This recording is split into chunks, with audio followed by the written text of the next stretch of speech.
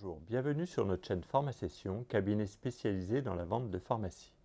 Aujourd'hui, je souhaite vous parler de la réglementation de notre activité professionnelle. L'agence de transaction, en qualité d'intermédiaire, est une activité strictement réglementée, soumise à de nombreuses obligations imposées par la loi Hoguet du 2 janvier 1970.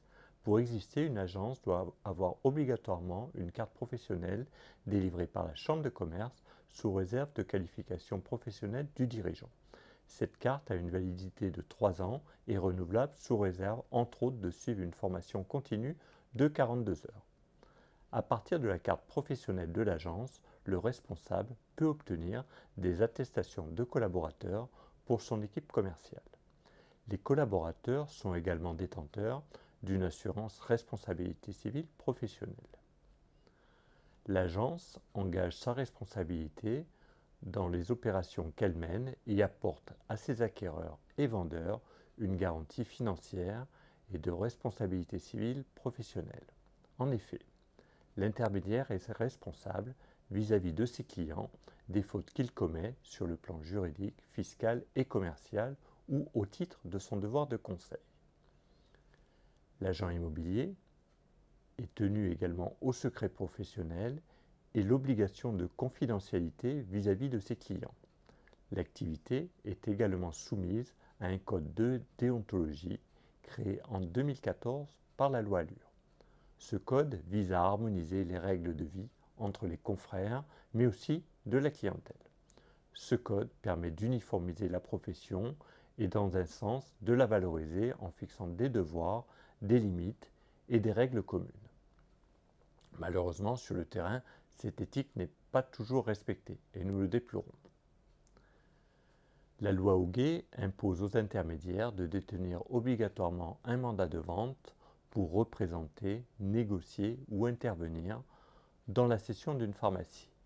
N'hésitez pas à demander aux intermédiaires que vous rencontrez qu'ils vous présentent leur mandat de vente. Travailler sans mandat est une faute professionnelle grave et met en exergue le manque de professionnalisme de certains que nous rencontrons sur le terrain. Il existe différents types de mandats de vente, exclusifs ou pas. La loi Hoguet régit également la durée des mandats et les dates de résiliation. Le mandat de vente doit à minima contenir les informations suivantes. Il doit être écrit et à minima en 2 exemplaires, contenir le numéro de carte professionnelle de l'agence, être enregistré chronologiquement, définir l'objet et les conditions financières de la vente, être limité bien évidemment dans le temps conformément à la loi, définir le montant de la commission de l'intermédiaire. Dans le cadre de sa mission, l'agence est tenue d'informer les vendeurs des actions menées avec la présentation des différents prospects. Ainsi, lors de la présentation initiale d'un dossier et également au moment de la visite, nous faisons signer un document contractuel. Et bien voici ce que je voulais vous dire aujourd'hui au sujet de la réglementation de notre profession. On se retrouve bientôt dans une nouvelle vidéo. En attendant, n'hésitez pas à nous suivre sur les réseaux sociaux et à consulter notre site internet www.pharmacession.com. Merci.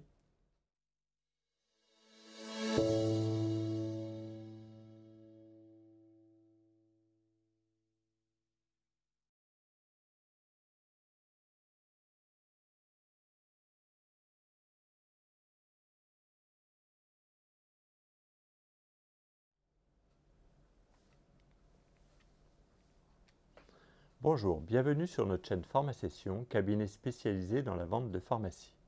Aujourd'hui, je souhaite vous parler de la réglementation de notre activité professionnelle.